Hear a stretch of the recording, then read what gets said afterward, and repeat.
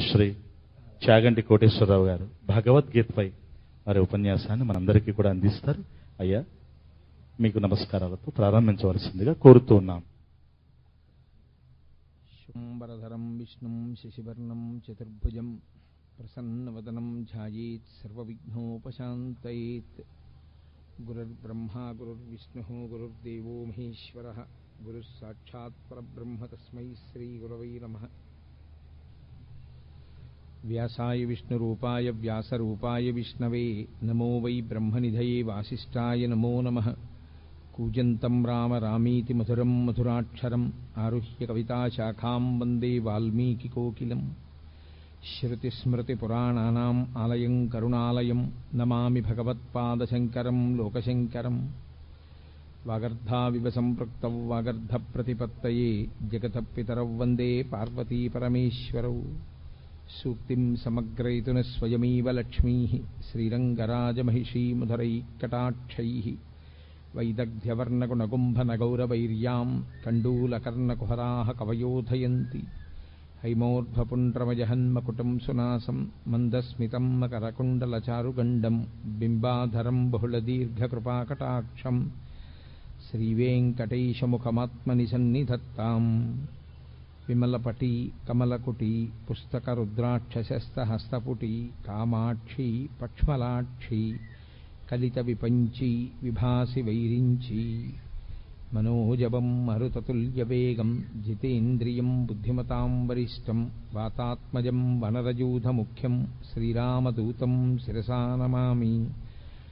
ఆపదామపహర్తారం దాతారం సర్వసంపదాం లోకాభిరామం శ్రీరామం భూయో భూయో నమామ్యహం. హరి ఓం. పరమేశ్వర స్వరూపైన సభకి నమస్కారం.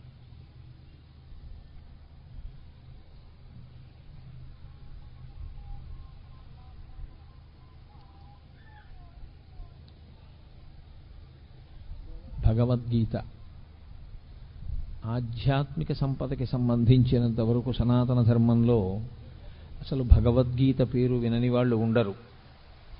తెల్లవారి లేస్తే ప్రత్యేకించి న్యాయస్థానాల్లో మనం నిజమే చెప్తున్నాము అన్నప్పుడు భగవద్గీత మీద ఒట్టు పెట్టించడం అన్నది ఒక స్థితి. అంటే దాని యొక్క వైభవానికి, దాని మీద సనాతన ధర్మంలో ఉండేటటువంటి వ్యక్తులకు ఉన్న విశ్వాసానికి, నమ్మకానికి అది ప్రతీకగా నిలబడుతుంది. ప్రస్థానత్రయంలో ఒకటి భగవద్గీత. సాక్షాత్తు కృష్ణ భగవానుడే కురుక్షేత్ర యుద్ధ భూమి యందు అర్జునునకు బోధించినటువంటి సమస్త ఉపనిషత్ సారాంశము. అన్ని ఉపనిషత్తుల యొక్క సారము భగవద్గీత యందే ఉన్నది. సాక్షాత్తు ఈశ్వరుడైనటువంటి కృష్ణుడే జగద్గురువుగా నిలబడి వసుదేవసుతం దేవం కంసచాణూరమర్దనం దేవకీ పరమానందం కృష్ణం వందే జగద్గురుం.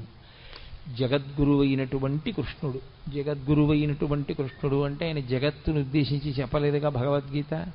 మరి జగద్గురువు అని ఎందుకు కీర్తింపబడ్డాడు అంటే ఒక దేశము ఒక కాలమునకు కట్టుబడేది కాకుండా ఆయన చేసినటువంటి బోధ ఏదైతే ఉందో అది యుగములు దాటిపోయినా సరే తరించాలనుకునే వాళ్ళందరూ ఎక్కవలసినటువంటి సోపానములనన్నింటినీ కృష్ణ పరమాత్మ గురువుగా కూర్చుని ఆ రోజు చేసినటువంటి బోధ అర్జునుణ్ణి మిషగా పెట్టుకుని చెప్పినప్పటికీ అది జగత్తులో ఉన్న ఎవ్వరికి, ఏ ప్రాంతంలో ఉన్నవారైనా, ఏ కాలమునందున్నవారైనా అన్వయించుకుని దాన్ని ఆదర్శంగా ఆచరణాత్మకంగా స్వీకరించిన వారందరూ భగవద్గీత వలన మోక్షప్రాప్తిని పొందగలరు కనుక ఆయన జగద్గురువుగా నిలబడ్డారు. తరువాతి కాలంలో వచ్చిన జగద్గురు శబ్దానికి అర్థం కూడా అది. అందుకని కృష్ణం వందే జగద్గురుం. అటువంటి మహానుభావుడు ఆ భగవద్గీతని బోధ చేసి ఉన్నారు. అయితే చిత్రమైనటువంటి విషయం, అర్జునుడితో కృష్ణ భగవానుడికి చాలా కాలం నుంచి సాన్నిహిత్యం ఉంది. కానీ ఆయన భగవద్గీత బోధ చెయ్యలేదు.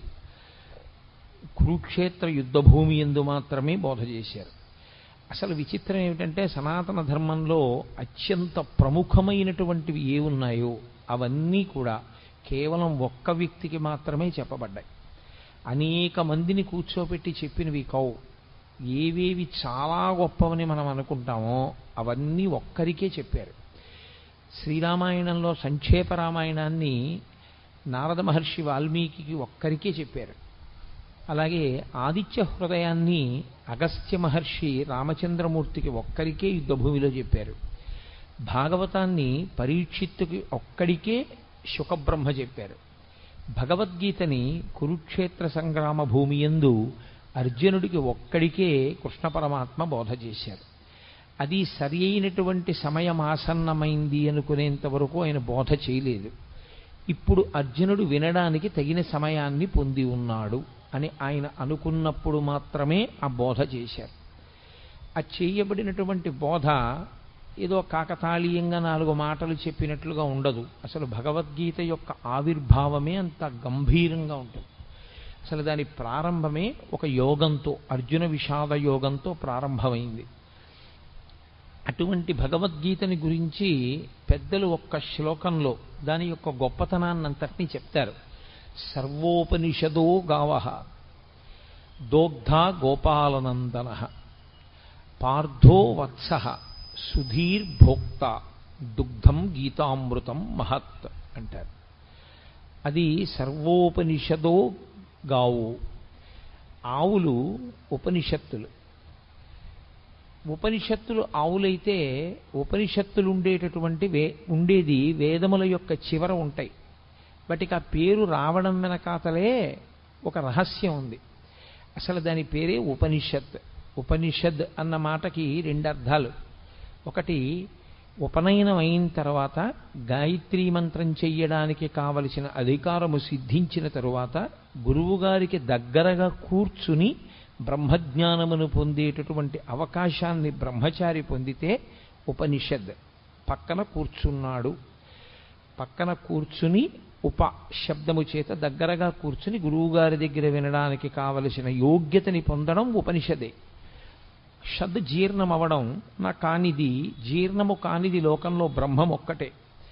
జీర్ణము కానటువంటి బ్రహ్మమునకు దగ్గరగా గురువుగారు తన యొక్క బోధ చేత తీసుకుని వెళ్ళడం కూడా ఉపనిషద్. అందుకే ఉపనిషత్తులన్నీ కూడా గురు శిష్య సంవాదంగా ఉంటాయి తప్ప అవి అనేక మందికి చేసిన బోధలు కావు.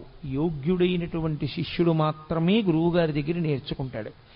ఆ యోగ్యత శిష్యుడు పొందాడు అని నిర్ధారించవలసింది లోకంలో ఇంకెవ్వరూ కాదు. అది ఒక్క గురువుకు మాత్రమే ఉన్న అధికారం. ఇతను ఈ స్థితిని పొంది ఉన్నాడు, ఇప్పుడు నేను బోధ చెయ్యవచ్చు అని గురువు ఎప్పుడు నమ్ముతాడో అప్పుడు మాత్రమే ఉపనిషత్ సారాంశమును బోధ చేస్తారు, లేదా అసలు ఉపనిషత్తుని బోధ చేస్తారు. అటువంటిది సమస్త ఉపనిషత్తుల సారమైనటువంటి భగవద్గీతని బోధ చేయడానికి ఏదో యోగ్యతని చూడవలసి ఉంటుంది కృష్ణ పరమాత్మ. అంతేకాని ఏ యోగ్యతలు లేకుండా ఇక్కడ ఏదో అడిగాడు ఇక్కడ చెప్పేస్తే బాగుంటుందని చెప్పింది కాదు యుద్ధభూమిలో. అందుకే అది ఇంకొకరికి వినపడదు కూడా, ఒక్క అర్జునుడికే వినపడుతుంది. అది సర్వోపనిషదో గావో. ఆ ఆవులు ఉపనిషత్తులు. ఉపనిషత్తులన్నీ ఆవులుగా వచ్చి నిలబడితే దోగ్ధ గోపాల నందన. నందన అన్న శబ్దం కొడుక్కి వేస్తారు సాధారణంగా. కొడుక్కి వేసే శబ్దం నందన. యశోదానందన, దేవకీనందన. అలా ఎవరికి నందనుడైతే వారికి ఆయన నందనుడు అంటే ఆనందమునిచ్చువాడు. గోపాలనందన అంటే తండ్రి శబ్దము చేత చెప్పబడినవాడు కాడు, గోపాలురందరికీ ఆనందమునిచ్చేవాడు. ఎవరా గోపాలురు అంటే ఆయన జన్మించినప్పుడు అంత సౌలభ్యంతో వచ్చింది కృష్ణావతారం. పుట్టినప్పుడు మాత్రం ఏదో ఎవ్వరికీ అందుబాటులో లేనటువంటి స్థితిలో జన్మించిన వాడు కాడు. అందరికీ అందుబాటులో ఉండడానికి ఎంతగా ఆచారనిష్ట తెలియని వాళ్ళు ఉంటారో అటువంటి వారి మధ్య పుట్టాడు. తలకడిగితే మొలకడగరు, మొలకడిగితే తలకడగరు. అంత ఆచారం తెలియనటువంటి గోపాల బాలుర మధ్య జన్మించాడు. అందుకే ఏ పాములిరుగక ఏ పారుమేటికి పశుల కాపరి ఇంట పాము కలిగి, ఏ కర్మయును లేక వెలయునొక్కడికిని జాతకర్మంబులు సంభవించి, ఏ తల్లి చనుబాలు ఎన్నడెరుగని ప్రోఢ తల్లి యశోదచనుల పాలు త్రవనిరిగి, ఏ హాని వృద్ధుల నిరుగని బ్రహ్మంబు పొదివిటిలో వృద్ధి పొందనుంది, ఏ చదువులనైన ఇట్టిట్టిదనరాని అర్థమవయవములయందు అందముంది అని ఆ కృష్ణ పరమాత్మ యొక్క జన్మ విశేషం గురించి భాగవతంలో పోతన గారు అంటారు, అందరికీ అందుబాటులో ఉండేటటువంటి గోపాల బాలుడిగా గోపాల బాలుర మధ్య జన్మించాడు. వాళ్లతో కలిసి ఆడుకున్నాడు, వాళ్లతో కలిసి తిరిగాడు. నిజానికి ఆ వచ్చినటువంటి గోపాలురందరూ కూడా మహర్షులందరూ గోపాల బాలురుగా వచ్చారు. కాబట్టి దోగ్ధ గోపాలనందన, పాలు పిండేటటువంటి వాడు కృష్ణ పరమాత్మ. ఆ పాలు పిండడానికి దేంట్లోంచి ఆ పాలు వస్తాయో ఆ ఆవులు ఉపనిషత్తులు బ్రహ్మమును ప్రతిపాదన చేస్తాయి. ఉపనిషత్తుల యొక్క సారాంశమును చెప్పాలన్నా, ఉపనిషత్ చెప్పాలన్నా తాను ఒక స్థాయిని చేరుకున్నవాడైతే తప్ప చెప్పడానికి అర్హతని పొందడు. కృష్ణ పరమాత్మ జగదాచార్యుడు. అసలు ఆ మాటకొస్తే ప్రతిపాదింపబడవలసినటువంటి బ్రహ్మము ఏది ఉన్నదో అది తానే అయ్యున్నవాడు. బ్రహ్మమును ఎరుగుట చేత తాను బ్రహ్మమవుతాడు ఎవరైనా. బ్రహ్మవిద్ బ్రహ్మైవ భవతి అని. కానీ ఆయన బ్రహ్మవిద్ బ్రహ్మైవ భవతి కాడు, ఆయన స్వయముగా బ్రహ్మము, పరమేశ్వరుడు. అటువంటి కృష్ణుడే ఆచార్యుడయ్యాడు. గురువుకి బ్రహ్మమునకు తేడా చెప్పడం సనాతన ధర్మంలో ఉండదు. గురుర్బ్రహ్మ గురుర్విష్ణు గురుర్దేవో మహేశ్వర గురు సాక్షాత్ పరబ్రహ్మ తస్మై శ్రీ గురవై నమః. అటువంటి గురువయ్యాడు. కాబట్టి సర్వోపనిషదోగావో దోగ్ధ గోపాలనందన. ఏ శిష్యుడి యొక్క స్థాయిని బట్టి ఎలా మాట్లాడాలో ఎలా చెప్పాలో బాగా తెలుసున్నటువంటి కృష్ణ పరమాత్మ గురువుగా, ఆ పాలు ఉపనిషత్తుల యొక్క పాలు పిండేవాడిగా, అంటే సమస్త ఉపనిషత్తుల యొక్క సారమైన భగవద్గీతని బోధ చేసేటటువంటి వాడిగా ఆయన నిలబడ్డాడు. పార్థో వత్సః. ఆవు పాలివ్వాలి అంటే ఓ దూడ ఒకటి ఉండాలి తప్పకుండా. ఇప్పుడు ఆ దూడ ఏం చేయవలసి ఉంటుంది? ఆవు పాలు విడిచిపెట్టడానికి. ఆవు పాలు తయారు చేసేటప్పుడు ఉండేటటువంటి ప్రక్రియ చిత్రంగా ఉంటుంది. అది గబగబా తినేస్తుంది. ఈ నూతిగట్టు మీద, చెరువు గట్టు మీద, నదిగట్టు మీద ఉండే పసరిక గబగబా తిని తాను ఒక్క చోట కూర్చుని ఎంత ఆనందంతోటో నెమరవేస్తుంది. కడుపులో ఉన్నదాన్ని మళ్ళీ నోట్లోకి తెచ్చుకుని, నోట్లో ఉన్నదాన్ని బాగా నమిలి మళ్ళీ లోపలికి పంపి, ఆ పనికిరాని పచ్చగడ్డిలోంచి పసిపిల్లలు కూడా తాగి బ్రతకడానికి వీలైనటువంటిది, పరమ వృద్ధులైనటువంటి వారు, రోగులు కూడా తాగి బ్రతకగలిగినటువంటి పాలని తయారు చేస్తుంది. ఇంత గొప్ప పాలు కదా, పంచామృతములలో మొదటిది కదా. ఈ పాలతో శివలింగానికి అభిషేకం చేస్తే అంత మహాత్యం ఉంది కదా. ఈ పాలనివ్వడానికి కారణం, ఏ కారణానికి పాలిస్తుంది? దూడ యొక్క ఆర్తిని చూసి పాలిచ్చేస్తుంది. ఆర్తితో ఉన్న దూడ, అమ్మా నీ వలన తప్ప నా జీవితం ఎలా ఉంది అని ఆర్తి పొందినటువంటి దూడ పరిగెత్తుకుంటూ వచ్చి దాని శిరములు నోట్లో పెట్టుకు చప్పరించి 2 గుద్దులు గుద్దగానే విడిచిపెట్టేస్తుంది పాలు. గురువుగారికి ఉండేటటువంటి లక్షణం ఏమిటంటే, శిష్యులు ఆర్తితో వచ్చి గురువుగారి 2 పాదములు పట్టుకుని, గురువుగారు మీరు తప్ప నాకెవరు దిక్కు అని అడగగానే చెప్పకుండా ఉండలేక లోపల దాచుకోకుండా చెప్పేస్తాడు గురువుగారు. కాబట్టి ఆవు పాలని విడిచిపెట్టడానికి దూడ ఎలా హేతు అవుతుందో, గురువు జ్ఞానబోధ చెయ్యడానికి ఆర్తి కలిగినటువంటి శిష్యుడు అలా కారణమవుతాడు. కాబట్టి పార్థో వత్సః. ఇప్పుడు పార్థుడు వత్సయై ఆ పాలు రావడానికి కారణమయ్యాడు. ఆవు దూడ అన్ని పాలు తాగదు, అలా త్రాగడానికి అనుమతించరు కూడా. అది పాలు మిగులుస్తుంది. అలా మిగల్చబడినటువంటి పాలు లోకంలో ఎవరెవరు ఆ పాలు కావలసి ఉంటాయో ఆ పాలని ఆ రీతిలో వాడుకుంటారు. ఒకడు త్రాగి బతుకుతాడు, ఒకడు అభిషేకం చేసుకుని తరిస్తాడు, రకరకాలుగా వాడుకుంటారు. అలా సుధీర్భోక్త, ఎవరు ఈ పాలు త్రాగడానికి అర్హులు? సుధీహి అంటే మంచి బుద్ధి కలిగినటువంటి వాడెవరో, వితండవాదన చెయ్యని వాడెవరో, బ్రహ్మమునందు నిశ్చయాత్మకమైన బుద్ధి కలిగిన వాడెవరో, గురువు యందు గౌరవము కలిగిన వాడెవరో, ఎవరు సనాతన ధర్మమునందు విశ్వాసమున్నవాడో, ఎవడు పెడబుద్ధితో వినే లక్షణం లేనివాడో అటువంటి వాడు ఈ పాలు త్రాగటానికి యోగ్యుడు. కాబట్టి సుధీహి భోక్త. అటువంటి పాలని దుగ్ధం గీతామృతం మహత్, ఈ గీత అనబడేటటువంటి అమృతాన్ని త్రాగవచ్చు. పాల సముద్రాన్ని చిలికితే ఒక అమృతం వచ్చింది, పరమేశ్వరుడి నోటిలోంచి ఒక అమృతం వచ్చింది. వాగ్రూపమైనటువంటి అమృతమే గీత. అందుకే ఆ అమృతం తాగడానికి చాలా కష్టం. గరుత్మంతుడే తీసుకొచ్చి దర్భల మీద పెట్టినా నావులు తాగలేకపోయాయి. కానీ గీతామృతం తాగడానికి సాధారణంగా అందరూ ఏ అవయవంతో తాగుతారో ఆ అవయవంతో తాగక్కర్లేదు, చెవులు దొప్పలు చేసుకుని వినగలిగితే చాలు. ఆ విశ్వాసంతో ఆ భక్తితో ఎవరు కూర్చుని వింటారో అటువంటి వారందరూ ఈ అమృతాన్ని తాగడానికి అర్హులే. ఈ అమృతాన్ని ఎవరు సేవిస్తారో వాళ్ళకొక లక్షణం ఉంటుంది. అమృతం తాగినవాడు ఇక మళ్ళీ పుట్టవలసిన అవసరం ఉండదు. కాబట్టి ఇదే చిట్ట చివరిసారి శరీరాన్ని విడిచిపెట్టడం.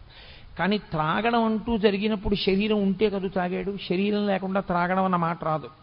కాబట్టి శరీరంతో ఉన్నాడు కాబట్టి తాగాడు, శరీరంతో ఉన్నాడు కాబట్టి అమృతం తాగాడు, శరీరంతో ఉండి తాగాడు కాబట్టి ఈసారి శరీరం పడవలసిందే. అది ప్రకృతికి సంబంధించిన నియమం. ఈసారి పడడం ఏదుందో అదే చిట్ట చివరిసారి పడ్డాం. ఇంకొకసారి పడవలసిన అవసరం ఎందుకుండదంటే ఇంకొకసారి పుట్టవలసిన అవసరం లేదు కనుక. అంటే జనన మరణ చక్రము నుండి తప్పుకోవడమే అమృతము. ఆ అమృతము నోటితో తాగుతారు దానికి అధికారము సిద్ధిస్తే, కానీ అలా అధికారం సిద్ధించి త్రాగారు అన్నవాళ్ళు మనకి కనపడరు. కానీ గీతామృతం తాగడానికి మాత్రం ఎల్లరూ యోగ్యులే. దేని చేత యోగ్యత? సుధీహి భోక్త, మంచి బుద్ధి కలిగిన వాడైతే, అటువంటి మంచి నిర్ణయం చేసుకున్నవాడైతే, మనస్సు మంచిదయ్యుంటే, భగవంతుడి గురించి మనం తెలుసుకోవాలనేటటువంటి చిత్తమాలిన్యము లేకుండా కూర్చోగలిగిన వాడైతే అటువంటి వాడు ఈ అమృతమును త్రాగటానికి అర్హుడు. కాబట్టి భగవద్గీత వింటే ఏమొస్తుంది? భగవద్గీత వింటే కొడుకు ఉద్యోగం వస్తుంది, భగవద్గీత వింటే కూతురికి పెళ్ళవుతుంది అని ఫలశ్రుతులు చెప్పకూడదు. భగవద్గీత వింటే ఏమవుతుంది అంటే అది బ్రహ్మ విద్య కనుక మళ్ళీ పుట్టవలసినటువంటి అవసరాన్ని తీసేస్తుంది. ఇంకా ఇంతకన్నా గొప్పది మనుష్యుడు కోరవలసినది వేరొకటి ఉండదు. కాబట్టి అంత గొప్ప శక్తిని ఈ గీతామృతము ఇవ్వగలదు. అందుకే పెద్దలు గీత గురించి చెప్తూ ఒక మాట చెప్తారు. గీతతో సమానమైనవి అంటూ ఉంటే లోకంలో ఇంకొక 3 మాత్రమే ఉన్నాయి. అందుకే గంగా, గీత, గాయత్రి, గోవింద ఈ 4 చతుర్గకార సంయుక్తే పునర్జన్మ న విద్యతే. గీత, గంగాచ, గాయత్రి, గోవిందీతి హృది స్థితే. ఎవరు ఈ 4ంటిని గుండెల యందు బాగా ఊంచుకుని నిలబెట్టుకుంటారో, మొదటిది గంగ. గంగని ఇక్కడ పెట్టుకోవడానికి ఏమి ఉండదు, గంగ యందు స్నానం చేయాలి. గంగ యందు స్నానం చేస్తే ఏమవుతుంది? గంగ యందు స్నానం చేస్తే పాపములు నశించిపోతాయి. పాపములు నశించిపోతే మళ్ళీ చేయడా? గంగలోంచి బయటకు వచ్చాక చెయ్యడని నమ్మకం ఏం లేదు. కానీ గంగలో స్నానం చేస్తే వచ్చేటటువంటి ఫలితము ఉత్తర జన్మల యందు కనపడుతుంది. కానీ గీత అనబడేటటువంటి గంగని త్రాగినవాడు ఇప్పుడే ఇక్కడే మోక్షానికి అధికారాన్ని పొందుతాడు. 2, అది పరమేశ్వరుని యొక్క శిరస్సుకి తగిలి కింద పడడం వల్ల అంత శక్తిని పొందింది. భవాంగపతితంతోయం పవిత్రమితి పస్పృశు అంటారు వాల్మీకి మహర్షి రామాయణంలో. గంగా హిమవంతుని పెద్ద కూతురిగా పరమేశ్వరుని యొక్క శరీరాన్ని తాకి హిమాలయ పర్వతాల మీద పడి తాను అనేక మార్గములలో ప్రవహించి త్రిపథగా అయింది కాబట్టి గంగకి శక్తి వచ్చింది. ఈ గంగ సాక్షాత్తుగా పరమేశ్వరుడి నోటిలోంచి ఆవిర్భవించినటువంటి ఈ గంగ ఎప్పుడో ఏ జన్మలోనో ఫలితమిచ్చేది కాదు. ఈ జన్మలో ఇప్పుడే ఇక్కడే ఫలితం ఇవ్వగలిగినది గీతామృతమనబడేటటువంటి గంగ. కాబట్టి నిజానికి గంగ కన్నా గీత ఒక పైమెట్టు మీదే నిలబడుతుంది. గీత, గంగాచ, గాయత్రి. గాయత్రి ఉపనయనము చేసుకోవడానికి అధికారమున్న వాళ్ళందరూ గాయత్రి మహామంత్రాన్ని చేస్తారు. గాయత్రి మహామంత్రం అంత గొప్ప మంత్రం ఇక లోకంలో లేదు. అది మంత్రములకన్నిటికీ తల్లి అని పేరు దానికి. అందులో అడిగేది ఒకటే, ప్రచోదయాత్, మా బుద్ధులు ప్రేరేపింపబడుగాక ప్రేరేపింపబడుగాక ప్రేరేపింపబడుగాక అని అడుగుతూ ఉంటారు త్రిసంధ్యల యందు. కాబట్టి ఆ గాయత్రి బుద్ధిని మరల్చి ఈశ్వరుని యందు పెట్టి తాను తరించేటటువంటి అవకాశాన్ని గాయత్రీమాత ఇస్తుంది. గోవిందేతి, గోవిందుడు ఆ నామమే గొప్పది. ఎందుచేత అంటే భగవంతునికి మిగిలినటువంటి పేర్లు ఏమున్నాయో అవన్నీ బిరుదునామాలుగా వచ్చాయి. గోవిందనామం ఒకరు బిరుదునామంగా ఇచ్చింది కాదు, పరమేశ్వరుడు కష్టపడి సంపాదించుకున్న నామం. 7 రాత్రులు 7 పగళ్ళు గోవర్ధనోద్ధరణాన్ని చేసి చిటికెన వీల మీద పర్వతాన్ని ఎత్తి పట్టుకుని అందరినీ కాపాడితే, ఆయన్ని నమ్మకుండా వెళ్ళిపోయిన వాళ్ళని కూడా ఆయన పిలిచి మరీ కాపాడాడు గోవిందనామంతో. అది గోవిందనామానికి ఉన్న గొప్పతనం. అంత సౌలభ్యంలో ఉన్న అవతారం. అందుకే గోవింద అంటే ఈశ్వరుడు ఉలిక్కి పడతాట. కారణం ఏమిటంటే నేను ఆ నామాన్ని సంపాదించుకున్నది నేనే కష్టపడి 7 రాత్రులు 7 పవళ్ళు పర్వతాన్ని ఎత్తి పట్టుకుని నన్ను నమ్మకుండా పక్కకి వెళ్ళిపోయినటువంటి వాళ్ళని కూడా పిలిచి, బాలుండీతడు కొండదొడ్డది మహాభారంబు సైరింపగా దాలండో ఎనిదీని కింద నిలువంచింతింపగా బోలది శైలాంబోనిధి జంతు సంయుత ధరాచక్రంబుపై పడ్డ నాకేలల్లాడదు బంధులార నిలుడి క్రిందన్ ప్రమోదంబునన్ అంటాడు. మీరు బెంగపెట్టుకోకండి, ఈ కొండ కింద పడదు. సమస్త బ్రహ్మాండం వచ్చి కొండ మీద పడిపోయినా కొండ కింద పడకుండా పట్టుకుంటాను. కాబట్టి రండి రండి అని నమ్మకం లేని వాళ్ళని కూడా పిలిచి కొండ కింద నిలబెట్టి 7 రాత్రులు 7 పగళ్ళు మనుష్యులను ఆవులను దూడలను కాసినటువంటి కారణం చేత, కాపాడిన కారణం చేత పరమేశ్వరుడు సంపాదించుకున్నటువంటి నామము గోవిందనామము కాదు. గోవింద అంటే భూమిని కాపాడేవాడు, గోవింద అంటే వాక్కులకు అధిపతి అయినవాడు, గోవింద అంటే వాక్కును విస్తరించగలిగినటువంటి వాడు. వింద అన్న శబ్దానికి అర్థం తంతువుగా సాగడం. దూది పట్టుకుని ఇలా ఇలా ఇలా ఇలా ఇలా ఇలా తంతువు కింద తంతువులందు చేలమ విధంబున ఏ పరమేశమూర్తి ఎందింతయు ఒప్పు భంగి అంటారు పోతన గారు. పెద్ద పెద్ద దారాల కింద ఒక కండిలోంచి వెడితే దాన్ని తంతు అంటారు. తంతువు కింద విస్తరిల్లి లోపల పరబ్రహ్మము శబ్దము చేత ఆవిష్కరింపబడితే గోవింద అంటారు. అంతర్బహిశ్చ తత్సర్వం వ్యాప్య నారాయణ స్థిత.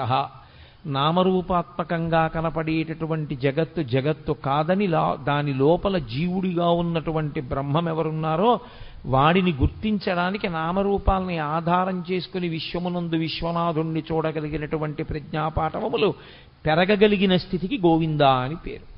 కాబట్టి ఆ గోవిందేతి హృదిస్థితే, ఎవరు ఈ 4గింటిని గుండెలలో పెట్టుకుంటారో అంటే సంతతము ఈ 4గింటిని స్మరణ చేస్తూ ఉంటారో అటువంటి వారందరూ కూడా పునర్జన్మ న విద్యతే, ఇక వాళ్ళు మళ్ళీ వేరొక శరీరాన్ని పొందవలసినటువంటి అవసరము ఉండదు. వాళ్ళు ఈ శరీరమే ఆఖరిసారి పడిపోవడం తప్ప వేరొకసారి శరీరము పడవలసిన అవసరం ఉండదంటే అసలు పుట్టనే పుట్టరు. అంత గొప్పవి ఈ 4. అంత గొప్పవైనటువంటి 4లో ఒకటి గీత. ఈ గీత ఆవిర్భవించినటువంటి విధానం చాలా ఆశ్చర్యకరమైనటువంటి స్థితిలో ఆవిర్భవించింది. మీకు తెలుసు, మహాభారతంలో ఎంత కాదు అని పక్కకి తీసుకెళ్లడానికి ప్రయత్నం చేసిన ఈశ్వరుని యొక్క అవతార ప్రయోజనమే రాక్షస సంహారము కనుక, ధర్మమును నిలబెట్టడం కనుక కురుక్షేత్రంలో కురుపాండవులు కలుసుకోవడం యుద్ధం కోసం అనివార్యమైంది. తీరా ఇద్దరూ వచ్చి కలుసుకున్నారు. ఇక యుద్ధం ప్రారంభం అవ్వాలి. ధర్మరాజు గారు పెద్దలకి నమస్కారం చేయడానికి వెళ్ళాడు. అంతవరకు అందులో ధర్మదోషం ఏం లేదు. వాళ్ళు కలుసుకున్నది కూడా ఎక్కడ అంటే ధర్మక్షేత్రే కురుక్షేత్రే, ధర్మక్షేత్రమైన కురుక్షేత్రంలో కలుసుకున్నారు. వ్యాస భగవానుడు గీతామృతాన్ని ప్రారంభం చేస్తూనే ధర్మశబ్దంతో ప్రారంభం చేస్తాడు. ధర్మ అంటే పట్టుకోవలసినది, పట్టుకోవడంలో వైక్లభ్యం వస్తే మిమ్మల్ని రక్షించనిది అని గుర్తు. నేను ఒక కుక్క నా మీదకు వస్తున్నప్పుడు నా చేతిలో ఉన్న కర్రని నేను జాగ్రత్తగా పట్టుకోవాలి. అసలు నేను కుక్కని చూసి వణికిపోవడంలో నా చేతి కర్ర జారిపోయింది అనుకోండి, అప్పుడు ఇక ఆ కర్ర నన్ను రక్షించదు. నేను పట్టుకుని ఉన్నంత కాలమే నన్ను రక్షిస్తుంది తప్ప పట్టుకోనికుండా ఉన్నది రక్షించేది కాకుండా పోయేది ఏది ఉంటుందో దానికి ధర్మం అని పేరు. అందుకే నేను తరచు మనవి చేస్తుంటాను, అమరకోశం ధర్మము అన్న మాటని వ్యాఖ్యానం చేస్తే ధ్రియతేవా జనైరితి ధర్మం అంటుంది. ఉపన్యాసాలు చెప్పడానికి పనికొచ్చేది కాదు ధర్మం అంటే. పుస్తకాల్లో చదువుకోవడానికి పనికొచ్చేది కాదు ధర్మం అంటే. అందుకే కఠినమైన నేను ఓ మాట చెప్తూ ఉంటాను, ఉపన్యాసాలకి వెళ్ళడం, దేవాలయంలోకి వెళ్ళడం కాదు ధర్మం అంటే, బొట్టు పెట్టుకోవడం ధర్మము అని చెప్తుంటాను. కాబట్టి ధర్మము అంటే ధ్రియతేవా జనైరితి ధర్మం, తాను అనుష్ఠించనిది తనని రక్షించదు. మీకెంత తెలుసు అన్నది మిమ్మల్ని ఎప్పుడూ రక్షించదు. వేదము ఏది చెప్పిందో అది మీరు పట్టుకోగలరా? ఎవరేది చెప్పారన్నది ప్రమాణము కాదు. నేనొకటి చెప్పచ్చు, ప్రమాణం కాదు. ఎంతటి మహాత్ముడైనా కావచ్చు, ఆయన చేసింది ప్రమాణం కాదు, ఆయన చెప్పింది ప్రమాణం కాదు. ఎక్కడి వరకు ప్రమాణం? వేదము చెప్పిన దానితో అంగీకరించి మాట్లాడితే అంతవరకే ప్రమాణం.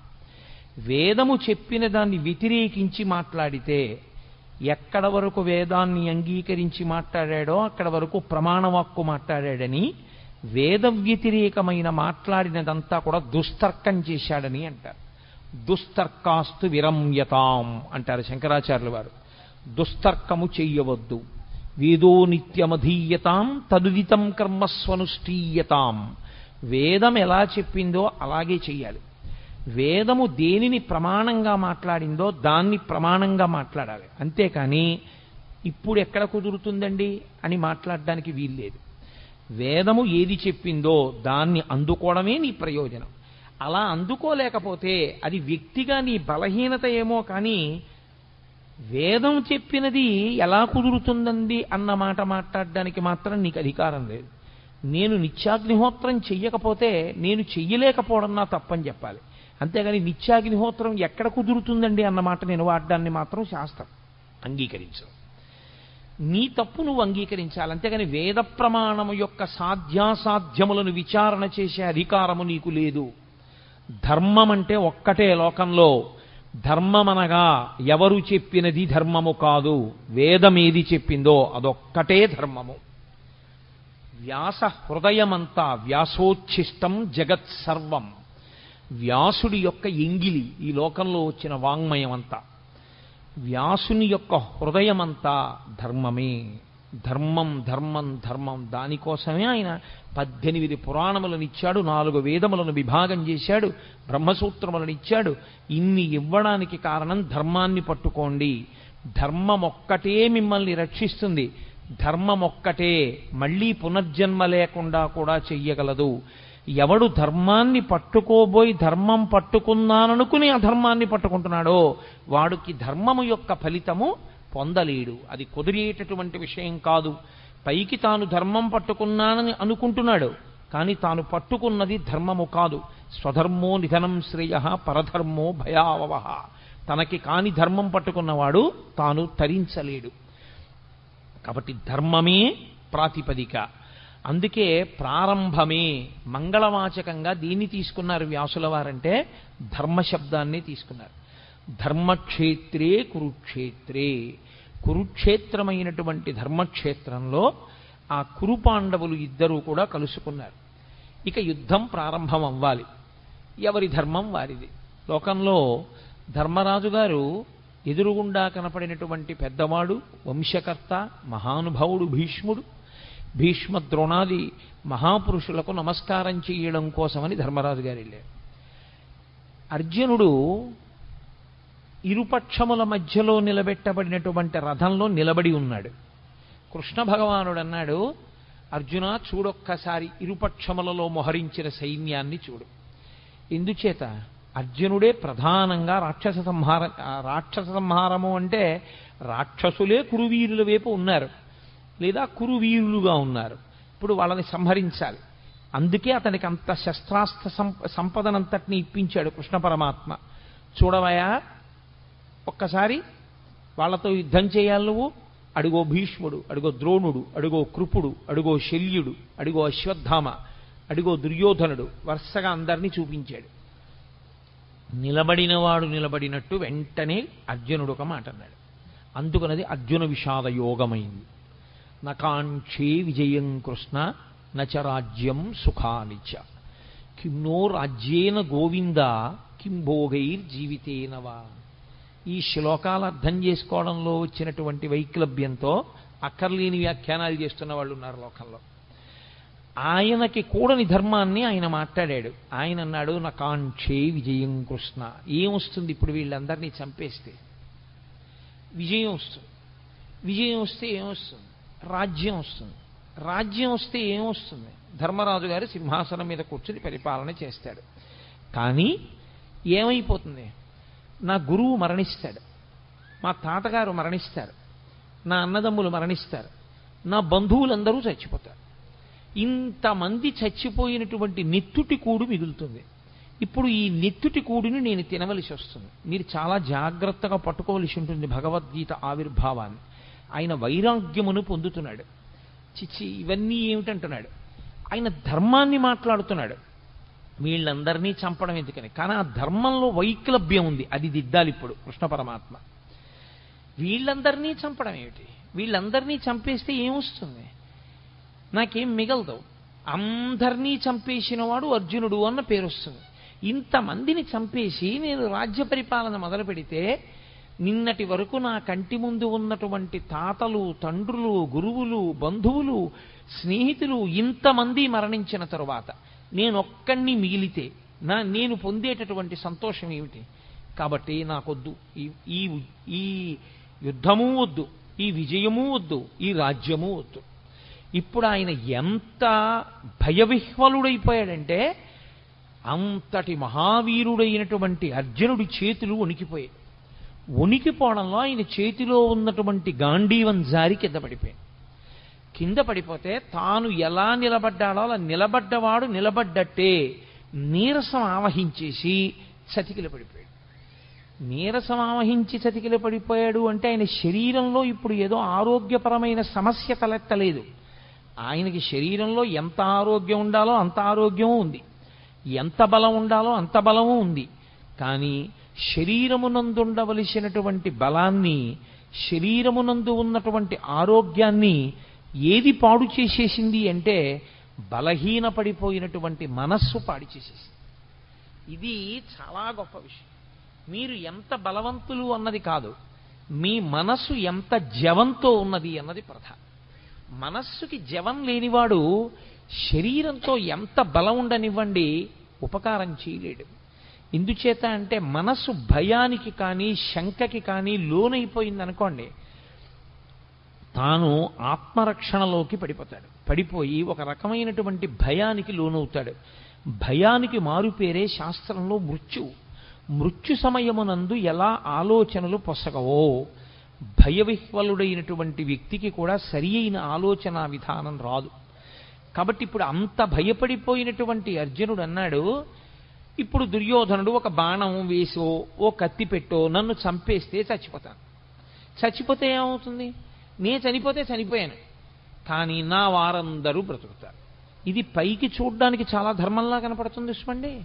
నిజంగా పాపం అర్జునుడు ఎంత మంచివాడండి, ఎంత అహింస మాట్లాడాడు. యుద్ధం జరగకుండా ఎందుకు ఇవన్నీ హాయిగా నాకు ఏ రాజ్యము వద్దు, ఏ విజయం వద్దు అన్నాడు. ఎంత మంచి మాట మాట్లాడాడండి అర్జునుడు, ఎంత చక్కటి వాడండి అని మనకు అనిపిస్తుంది.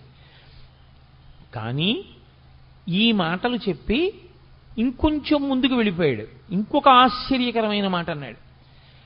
నేను వీళ్ళందరినీ చంపేస్తే ఇక లోకంలో నా బంధువులన్న వాళ్ళు మగవాళ్ళు ఎవరు మిగలరు, అప్పుడు ఆడవాళ్ళు ఒక్కళ్ళే మిగులుతారు. అప్పుడు వీళ్ళందరూ నరకంలోనో స్వర్గంలోనో ఉన్నారనుకోండి, ఏడాదికోసారి తద్దినం పెట్టాలి కదా. తద్దినం పెట్టినప్పుడు నీళ్లు విడిచిపెట్టాలి.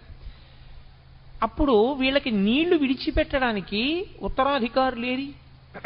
నేను చంపేస్తున్నాను కదా, కొడుకులతో సహా చంపేస్తున్నాను. చంపేస్తే ఇంకా తద్దినం పెట్టడానికి మనుష్యులు లేరు. లేకపోతే ఆ పితృదేవతలు ఎవరైతే ఉన్నారో పతంతి పితరో హ్యేషాం లుప్త పిండోదక క్రియా, వాళ్ళకి పిండ ఉదక క్రియలు ఉండవు. అంటే పిండం పెట్టేవాడు ఉండడు, నీళ్లు విడిచిపెట్టేవాడు ఉండడు. లుప్త పిండోదక క్రియా, ఈ రెండూ లేకపోవడం వల్ల పతంతి పితరో హ్యేషాం, పైలోకానికి వెళ్ళినటువంటి నా పితృదేవతలు మళ్ళీ కింద పడిపోతారు. పైగా ఎప్పుడైతే పురుషుల యొక్క రక్షణ లేదో వీళ్ళందరూ మరణిస్తే వీళ్ళ భార్యలందరినీ పరజాతుల వాళ్ళు వచ్చి భార్యలుగా స్వీకరిస్తారు. ఇప్పుడు వాళ్ళ వలన సంతానం వీళ్ళకి కలుగుతుంది. క్షేత్రములు మిగిలిపోయి బీజములు లేవు. కాబట్టి ఇప్పుడు కుల సంకరం ఏర్పడుతుంది, వర్ణ సంకరం ఏర్పడుతుంది, జాతులన్నీ కూడా కలగాపలగం అయిపోతాయి. ఇటువంటి ఆధార్మికమైనటువంటి వ్యవస్థ ఏర్పడడానికి నేను యుద్ధం చేయడం అవుతుంది. కాబట్టి కృష్ణ, నేను యుద్ధం చెయ్య. మీకు ఇది పైకి చూడ్డానికి ఎలా ఉంటుందంటే, అయ్య బాబోయ్, అర్జునుడు ఎంత శక్తివంతంగా మాట్లాడాడు, ఎంత గొప్పగా మాట్లాడాడు మహానుభావుడు, ఎంత చక్కటి మాటలు మాట్లాడాడు. నిజంగా అర్జునుడు చెప్పిన మాట కృష్ణుడు విని అర్జునుడిని వెంటనే రథం ఇచ్చి వెనక్కి పంపించేసి ఉంటే, కురుక్షేత్ర సంగ్రామం జరగకపోతే అంత నెత్తురు వరదలై పారదుగా, అంతమంది చచ్చిపోరుగా, ప్రశాంతంగా ఉంటుందిగా. మరి ఎందుకు కృష్ణ పరమాత్మ అంతగా పట్టుపట్టి మరీ కురుక్షేత్ర యుద్ధం చేయించినట్టు, ఎందుకంత బోధ చేసినట్లు, ఆయన ఎందుకు మాట్లాడినట్లు? అర్జునుడు మాట్లాడిన దాంట్లో వచ్చిన నష్టం ఏమిటి, ఏమిటి ఆయన మాట్లాడిన తప్పు అని మనకు అనిపిస్తుంది. అర్జునునికి కలిగినటువంటి విషాదము యోగమైంది భగవద్గీతలో. అందుకే అర్జున విషాద యోగము అని పిలిచారు. యోగ అంటే భగవద్గీతలో కృష్ణ భగవానుడే చెప్పాడు, యోగ కర్మసు కౌశలం. కర్మసు కౌశలం అంటే చేయవలసినటువంటి పనిని కౌశలముతో, అంటే శాస్త్రవిహితముగా, ప్రతిఫలాపేక్షారహితముగా, కర్తవ్యతా బుద్ధితో చేసినటువంటి వాడెవడో వాడు కౌశలముతో చేసినవాడు. తాను చెయ్యవలసినది ఒకటి ఉంటుంది లోకంలో, శాస్త్రము చేత విధింపబడినది. శాస్త్రము ఏది చెయ్యాలని విధించిందో అది చెయ్యడమే తన యొక్క కర్తవ్యము. అలా కాకుండా నిత్తికొత్తికున్నది ఏదుందో అది బాధ్యత. బాధ్యత కుంగ తీసేస్తుంది మనిషిని, కర్తవ్యం మెట్లెక్కిస్తుంది. కాబట్టి తాను చెయ్యవలసింది తాను చెయ్యాలి. క్షత్రియుడిని అంతఃపురాలు ఇచ్చారు, రాజభోగాలు ఇచ్చారు, పరిపాలన చెయ్యమని ఇచ్చారు. దేని కొరకు? క్షత్రియుడు మంచం మీద చచ్చిపోవడం అత్యంత హేయమైన విషయంగా చూసింది శాస్త్రం. ఆనాటికి ఉన్నటువంటి వ్యవస్థ అటువంటిది. ఆయన 10 మందిని రక్షించాలి.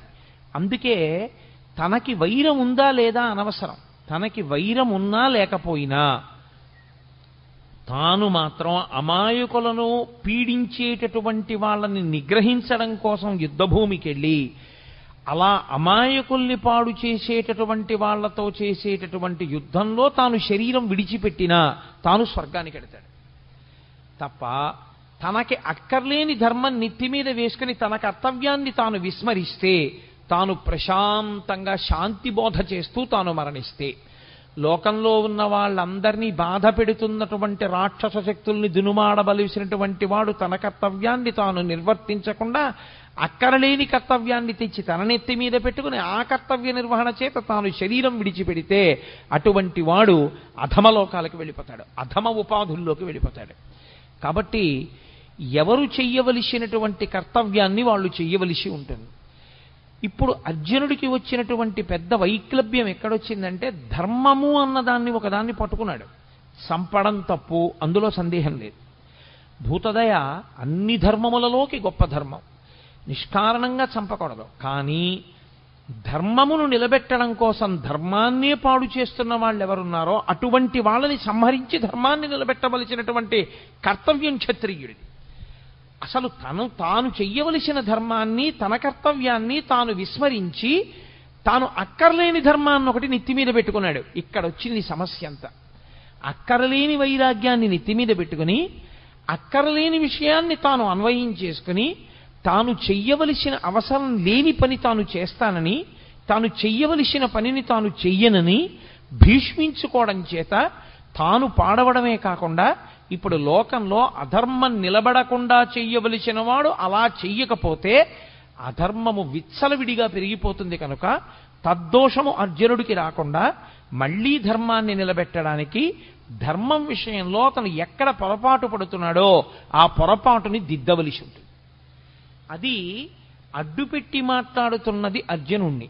కానీ అసలు మన ధర్మం ఏమిటి, మనం ఏం చెయ్యాలి, మనం ఎందుకు పాడవుతుంటాం, మనకి మళ్ళీ మళ్ళీ ఎందుకు పునర్జన్మ కలుగుతూ ఉంటుంది, ఈ రహస్యాలన్నీ తెలుసుకోవాలనుకుంటున్నటువంటి వాడికి కృష్ణుడు చేసినటువంటి భగవద్గీత బోధని వినడం తప్ప, దాన్ని ఆచరణలోకి తెచ్చుకోవడం తప్ప తప్పించుకోవడానికి పునర్జన్మని వేరొక మార్గం మాత్రం ఉండదు. అందుకే ఆనాడు అర్జునుడికి చెప్పడం అన్నది మిష. కానీ మనం కూడా అందరము అటువంటి కురుక్షేత్రంలోనే నిలబడతాం. మనందరికీ కూడా ధర్మం విషయంలో మీమాంస, ధర్మం విషయంలో అనుమానం. ఏం చెయ్యాలో తెలియదు, ఏం చెయ్యకూడదో తెలియదు. చెయ్యకూడనివన్నీ తాను ఎత్తుకుంటాడు. అసలు తాను చెయ్యవలసింది తాను చెయ్యడు. ఎలా తరిస్తాడు? తాను తరించలేడు దానివల్ల. అందుకని నీవేది చెయ్యాలో తెలుసుకుని నువ్వు అది చెయ్యడంలో నువ్వు నైపుణ్యాన్ని సాధించాలంటే, అటువంటి కౌశలమును నువ్వు పొందాలంటే, ఆ కౌశలము చేత నువ్వు యోగమును పొందాలంటే అనేన యుజ్యతే ఇతి యోగః అంటాడు పతంజలి. అనేకముగా ఉన్నవి ఒక్కటిగా మారి ఆ ఒక్కటిగా నువ్వు నిలబడి ఒకటి యందు ప్రవేశించి ఒకటిగా అనుభవాన్ని పొంది రెండవది లేదు కనుక భయాన్ని పొందకుండా శరీరాన్ని విడిచిపెట్టగలిగినటువంటి సాక్షి మాత్రపు శక్తిని నువ్వు పెంపొందించుకొనగలిగితే దానికి యోగమని పేరు. ఇప్పుడు అర్జునుడు పొందినటువంటి కష్టం ఏదుందో దానికి జవాబు చెప్పాలి. చిత్రం ఏమిటంటే 1వ అధ్యాయం మొత్తం మీద అర్జున విషాద యోగంలో కృష్ణ భగవానుడు ఎక్కడా మాట్లాడలేదు. ఎందుచేత అంటే ఎవడికి ధర్మం విషయంలో అనుమానం ఉందో, ఎవడు పొరపాటు జీవితం గడుపుతున్నాడో, ఎవడు ఈ అయోమయంలో ఉన్నాడో వాణ్ణి ముందు తనకున్న అయోమయం అంతా మాట్లాడినివ్వాలి. అందుకని ముందే నోరు నొక్కేశారనుకోండి, అసలు నన్ను చెప్పనిస్తే కదండి అంటాడు. అందుకని ముందు మాట్లాడనివ్వాలి. ఎంత మాట్లాడతాడో అంతా మాట్లాడనిచ్చి అప్పుడు తాను మాట్లాడాలి ఆచార్యుడు. అందుకే 2వ అధ్యాయం వచ్చేంత వరకు అసలు కృష్ణ భగవానుడు నోరు విప్పలేదు. మనం డాక్టర్ గారి దగ్గరికి వెడతాం. డాక్టర్ గారి దగ్గరికి వెడితే డాక్టర్ గారు మనకున్నటువంటి అనారోగ్యాన్ని అడుగుతాడు. మనకేం తెలుసు అంటే దేని మూలంగా రోగం వచ్చిందో మనకి తెలియదు. వచ్చిన రోగం వల్ల మనం పడుతున్న బాధ ఒకటే మనకి తెలుసు. మనమేం చెప్పగలం? మన బాధ ఒకటే చెప్పగలం డాక్టర్ గారికి. ఏమిటో డాక్టర్ గారు సాయంకాలం అయ్యేటప్పటికి జ్వరం వచ్చేస్తుందండి, పొద్దున్న తిన్నది జీర్ణం అవుతుంది, రాత్రి 7 గంటలు 6 దాటిందంటే ఇంకా ఒళ్ళు వేడెక్కుతుంది, ఏది తిన్నా జీర్ణం అవ్వదు, సరికదా వాంతి అయిపోతుందండి, రాత్రిపూటే ఉంటుంది.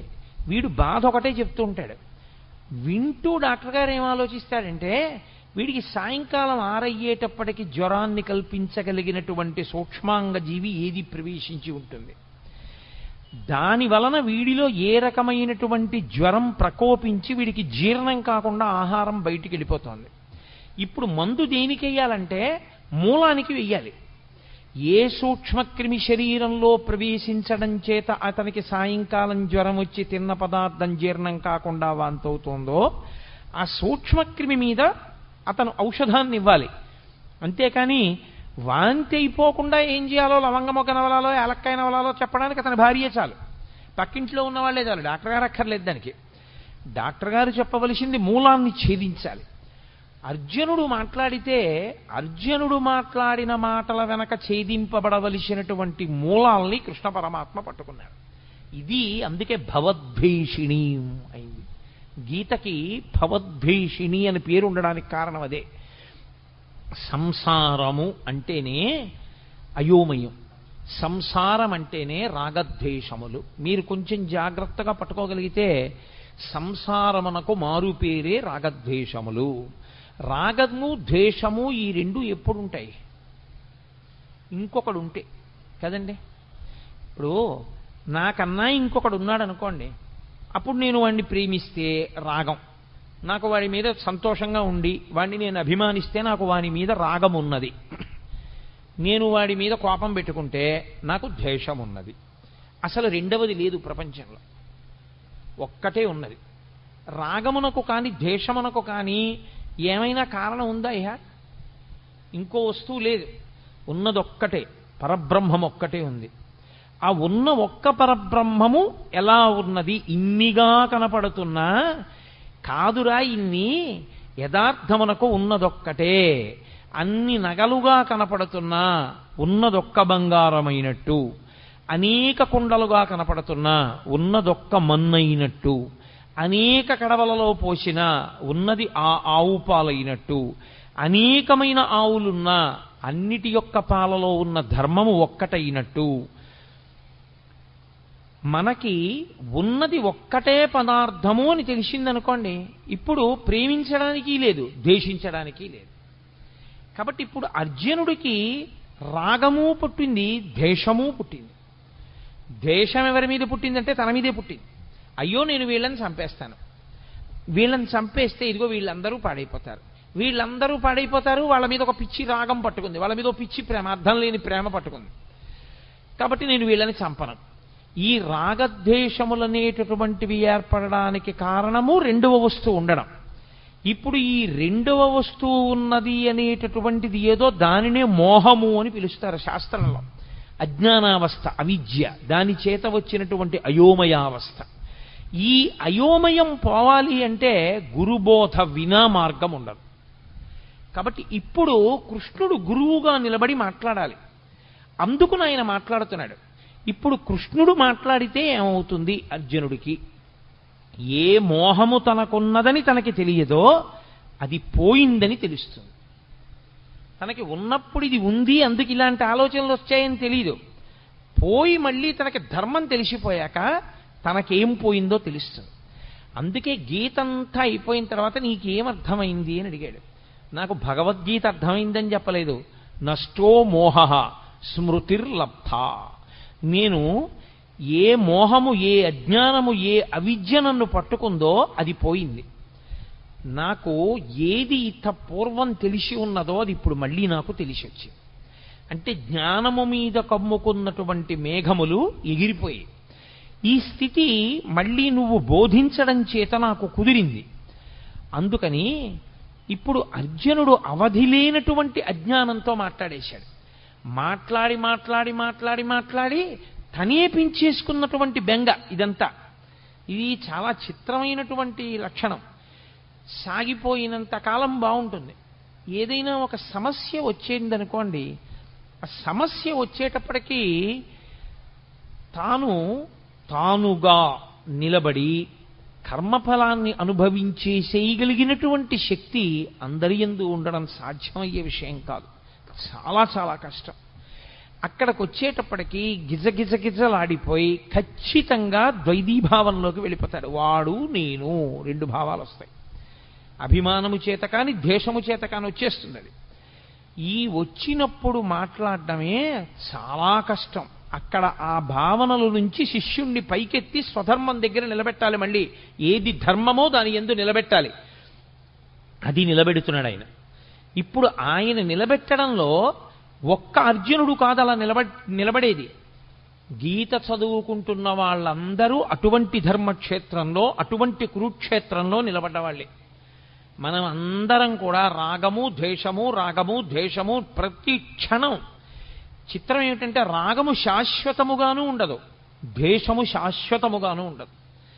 ఒకప్పుడు మీరు అపారమైన రాగముతో ఉన్న వ్యక్తి మీరు అపారముగా ద్వేషించే వ్యక్తి, మీరు అపారముగా ద్వేషించే వ్యక్తి మీరు అపారముగా ప్రేమించే వ్యక్తి మారిపోతుంటుంది. ఇప్పుడు రాగము ద్వేషము మారడానికి వ్యక్తియా కారణము, మనస్సా కారణము? ఏది తనకి అనుకూలమో అది జరగకపోవడం చేత ద్వేషం వచ్చింది, ఏది తనకి అనుకూలము కాదో అది జరగడం వల్ల ద్వేషం వచ్చింది. ఇప్పుడు ఈ రాగద్వేషములు రెండూ పోవడానికి అవిద్య పోవాలి. ఈ అవిద్య పోవాలి అంటే అది గురువుగారు మాట్లాడితే తప్ప శిష్యుడికి పోదు. కాబట్టి ఇప్పుడు ఏం చేస్తాడంటే అవిద్యలో విడుతున్నవాడు విశేషమైన చిత్తభ్రాంతికి, చిత్తమాలిన్యానికి, భయానికి లోనైపోతాడు. ఈ భయానికి అంతుండదు. ఇంకా ఎంత భయంతోటో వెర్రిముర్రి ఆలోచనలన్నీ పెరిగిపోతుంటాయి. ఈ పెరిగిపోతూ వెళ్ళిపోతూ ఉండడం అనేటటువంటిది అర్జునుడి విషయంలో ఎక్కడ వరకు వెళ్ళిపోయిందంటే, అదిగో పైనుంచి పితృదేవతలు పడిపోతారు, వాళ్ళకి పిండాలుండవు, ఉదక క్రియలుండవు. ఆ తరువాతి కాలంలో వాళ్ళ భార్యల యందు జన్మించేటటువంటి సంతానం అంతా కూడా కులసంకరం అయిపోతుంది. ఇంతమందిని చంపేసి నాకెందుకు ఈ నెత్తిటికూడు, ఇన్నిన్ని పెద్ద మాటలు మాట్లాడేస్తున్నాడు, అక్కర్లేనివన్నీ మాట్లాడేస్తున్నాడు. మాట్లాడనిచ్చాడు, బాగా మాట్లాడనిచ్చాడు. ఇంత అర్జునుడు ఏమైపోయాడో తెలుసా అండి? ఇంతమంది శత్రువుల్ని అస్త్రప్రయోగం చేసి చంపగలిగినటువంటి అర్జునుడు తన మనసు తనకి బరువు అయిపోతే తన చిత్తము మలినమైపోతే, తాను పెంచుకున్న భయానికి తాను వశుడైపోతే, తాను గాంధీవం వదిలేసి కూలబడిపోయి కృష్ణ పరమాత్మ యొక్క కాళ్ల మీద పడిపోయి బావా బావా అని పిలిచేటటువంటి వాడు ఒక ఆశ్చర్యకరమైనటువంటి మాట అన్నాడు. నేను నీకు శిష్యుణ్ణి అన్నాడు. మాం త్వం ప్రపన్నః, నేను నిన్ను శరణాగతి చేస్తున్నాను. నువ్వు ఏం చేయాలో తెలుసా? శిష్యుడనైన నన్ను ఉద్ధరించాలి. నాకు మార్గం తెలియట్లేదు. ఇదే అతను చేసిన చాలా మంచి పని ఏమైనా ఉంటే, అర్జునుడు ధర్మక్షేత్రమైన కురుక్షేత్రంలో చేసినటువంటి ఈ పని వల్ల భగవద్గీత పుడుతోంది. ఈ పని వల్ల గీతామృతం వస్తోంది. ఈ పని వల్ల వచ్చినటువంటి గీతామృతం కాలంతో దేశంతో సంబంధం లేకుండా మానవాళిని తరింపచేస్తూనే ఉంది. మాట్లాడి మాట్లాడి మాట్లాడి మాట్లాడి మాట్లాడి ఇంకా నేను మాట్లాడనయా, మాట్లాడిన కొద్దీ భయం ఎక్కువైపోతోంది. ఇంకా భయం వైపుకే పెడుతున్నాయి కానీ ఆలోచనలు, నేను బయటికి రాగలనన్న ఆలోచన అసలు నాకు రావట్లేదు. కాబట్టి మీరు వినా నాకు శరణ్యము లేదు. గురువు గారి కాళ్ళ మీద పడిపోయి నేను ప్రపన్నుడను అంటే నేను శరణాగతి చేస్తున్నాను, మీరు నన్ను స్వీకరించి నా యొక్క బాధనంతటినీ పోగొట్టండి.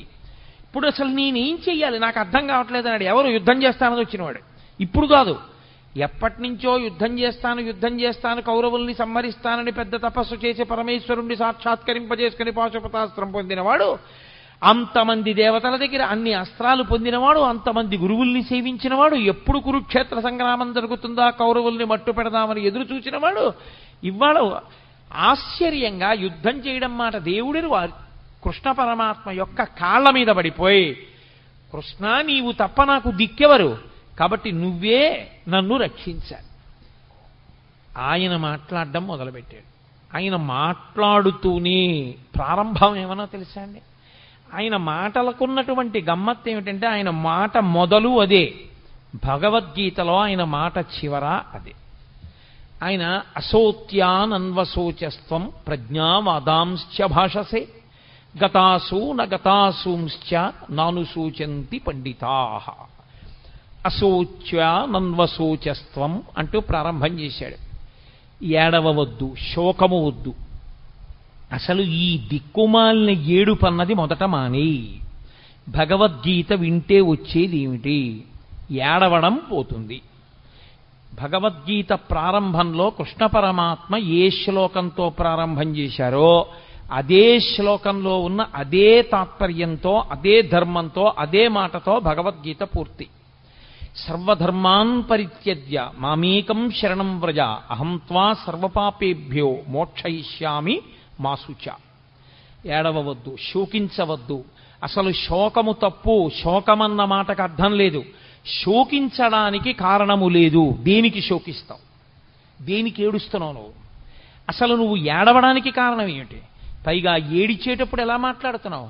అశోచ్యానంద్వశోచస్తం ప్రజ్ఞావాదాంశ్చ భాషసే. వాత పెట్టి మాట్లాడాడు. ఒక గురువు ఎలా మాట్లాడాలో అలా మాట్లాడాడు. ప్రజ్ఞావాదాంశ్చ భాషసే. 4 పుస్తకాలు చదివితే మాట్లాడడం అనుకుంటున్నావా? లేకపోతే ఏదో నీ బుద్ధికి తోచింది మాట్లాడడం అనుకుంటున్నావా? ఏమిటి పెద్ద పెద్ద మాటలు మాట్లాడుతున్నావు? ధర్మం అంటున్నావు, యుద్ధం చేయనంటున్నావు, నేను చంపేస్తానంటున్నావు, నేను చంపేస్తే వీళ్ళు చచ్చిపోతారంటున్నావు, పతంతి పితరో హ్యేషాం లుప్త పిండోదక క్రియా అంటున్నావు, ఉత్తరగతుల గురించి మాట్లాడుతున్నావు, కుల సంకరం గురించి మాట్లాడుతున్నావు. ఏమిటివన్నీ? నువ్వు మాట్లాడగలిగిన మాటలు అనుకుంటున్నావా? నీకు తెలిసి మాట్లాడుతున్నాను అనుకుంటున్నావా? వీటికి ఏడవవలసిన వాడివి నువ్వు అనుకుంటున్నావా? అసలు ఏడవవలసిన అవసరం ఒకటి ఉందనుకుంటున్నావా లోకంలో? అశోచ్యానన్వశోచస్త్వం ప్రజ్ఞావాదాంశ్చ భాషసే గతాసూ నగతాసూంశ్చ నానుసూచంచి పండితాః. అసలు పండితుడైన వాడు ఏడవడు. తీర్పిస్తూ ప్రారంభం చేశాడు ఆయన. ఎవడు ఏడవడు? పండితుడు ఏడవడు. పండితుడు అంటే 4 పుస్తకాలు చదువుకున్నవాడు, 3 శ్లోకాలు బట్టి పట్టినవాడు కాడు. పండాహ అంటే ఆత్మజ్ఞానం ఉన్నవాడు. అందుకే పోతన గారికి సహజ పండితుడని పేరు. ఆయన మహానుభావుడు. అందుకే శ్రీకైవల్య పదంబు చేరుటకునై చింతించదన్ లోకరక్షయికారంభకు భక్తపాలన కళా సంరంభకున్ దానవోద్రేక స్తంభకు కేళిలోల విలస దృగ్జాల సంభూత నానా కంజాత భవాండ కుంభకు మహానందాంగనా ఢింబకున్నని చెప్పుకున్నాడు. శ్రీకైవల్య పదంబు చేరుటకునై పునరావృత్తిరహిత శాశ్వత శివ సాయుధ్య స్థితి కొరకు నేను భాగవతాన్ని ఆంధ్రీకరిస్తున్నానన్నాడు. కాబట్టి ఎవరు ఆత్మజ్ఞానము కలిగిన వారో వాళ్ళు అసలు ఏడవరు. ఏడవడానికి కారణం ఎందుకు? ఈ శరీరం పోతుందని ఏడుస్తున్నావా? మళ్ళీ వెంటనే శరీరం వస్తుంది. ఇది పడిపోగానే ఎంతోసేపు పట్టదు శరీరం రావడానికి. రవీంద్రనాథ్ ఠాగూర్ చెప్పినట్టు తల్లి ఒక స్తనం దగ్గర పిల్లవాడికి పాలిస్తున్నది, ఈ స్తనం నుంచి ఈ స్తనం దగ్గరికి పిల్లవాడిని మార్చుకోవడం ఎంతసేపు పడుతుందో జీవుడు ఒక శరీరాన్ని విడిచిపెట్టి ఇంకొక శరీరాన్ని పొందడానికి అంతే సమయం పడుతుంది. అదేం పెద్ద విశేషం కాదు. ఈ శరీరం పోతే ఇంకో శరీరం వస్తుంది. నీ దృష్టిలో ఏమిటి చంపేయడం అంటే? వాళ్ళందరి శరీరాలు పోతాయి, వాళ్ళు కనపడరు. నీ బుర్ర ఈ శరీరం పోతే ఇంకో శరీరం వస్తుంది. ఏమిటి చచ్చిపోతుంది? కాబట్టి శరీరమునకు చావు లేదు. ఈ శరీరం పడిపోతోందేమో ఇంకో శరీరం వస్తోంది. శరీరమునందు పంచభూతములే. పంచభూతములు లేని శరీరం ఇంకోటి లేదు. పృథివీ ఆపస్తేజో వాయు ఆకాశములే ఉండాలి ఇందులో ఉన్న. కాబట్టి వాళ్ళు ఏ శరీరంలో కొన్నా పంచభూతాలతోనే ఉంటారు. కాబట్టి ఈ రాజులు లేని రోజు లేదు, ఉన్నారు. ఆత్మ ఉండదంటావా? ఎప్పుడూ ఉన్నది ఆత్మ. మరి దేనికి ఏడుస్తున్నావు నువ్వు అసలు? నువ్వేమిటి పాండిత్యంతో పెద్ద ప్రజ్ఞావాదాంశ భాషసే? నేను చాలా గొప్పవాడిని మాట్లాడేస్తున్నావు. వీళ్ళందరూ చచ్చిపోతారంటున్నావు, నే చచ్చిపోతానంటున్నావు, వీళ్ళందరూ ఏమిటో పడిపోతారంటున్నావు. ఎవరు చచ్చిపోతారు? నేను మీతో మనవి చేశా, వైద్యుడు మూలానికి మందిచ్చినట్టు మూలానికి మందిస్తూ ప్రారంభం చేశాడు. అంత గంభీరంగా ఉంటుంది. గురువుగారి కంఠం అంటే, గురువాణి అంటే సింహస్వప్నము. మిగిలిన పిట్టలు కుయ్యచ్చు, కాకులు కుయ్యచ్చు, పందులు అరవచ్చు, పిల్లులు అరవచ్చు అరణ్యంలో. ఏ జంతువు భయపడదు. సింహం బయటికి వచ్చి అరిచిన తరువాత అరవగలిగిన జంతువు ఉండదు, వెళ్ళిపోవలసిందే ఎక్కడికైనా తప్ప ఇక నిలబడవు. ఆచార్యుడు వచ్చి మాట్లాడిన తర్వాత మాట్లాడగలిగిన సమర్థత ఉన్నవాడు ఇంకొకడు ఉండడు. ఆచార్యులకు ఆచార్యుడు జగద్గురువు అయినటువంటి శ్రీకృష్ణ భగవానుడు వచ్చి మాట్లాడిన తర్వాత ఇక మాట్లాడడానికి ఏముండదు. అందుకే అంత గంభీరంగా ప్రారంభం చేశాడు. అసోత్యానన్వశోచస్త్వం ప్రజ్ఞావాదాంశ్చ భాషసే గతాసూ నగతాసూంశ్చ నను సూచంతి పండితాహ. ఏడవరయా పండితులైనటువంటి వాళ్ళు ఏడవడానికి లేదసలు. అశోచ్యానన్వశోచస్త్వం, ఏడవడానికి కారణము లేదని తెలుసుకో. అంటే నేను మీతో మనవి చేశా, ఎక్కడికి వెళ్ళాడు? రాగము ద్వేషము ఈ రెండో పదార్థం ఉంటేనే. అసలు రెండవ పదార్థము లేదు, ఉన్నది ఒకటే పదార్థమైనప్పుడు ఆ పదార్థమునకు రాగము లేదు ద్వేషము లేదు. ఏడిపెందుకు నీకు? దేనికి ఏడుస్తున్నావు? ఏ కారణానికి ఏడుస్తున్నావు? ఉలిక్కి పడ్డాడు ఇంత అర్జునుడు. అక్కడి నుంచి వెళ్ళిందండి భగవద్గీత.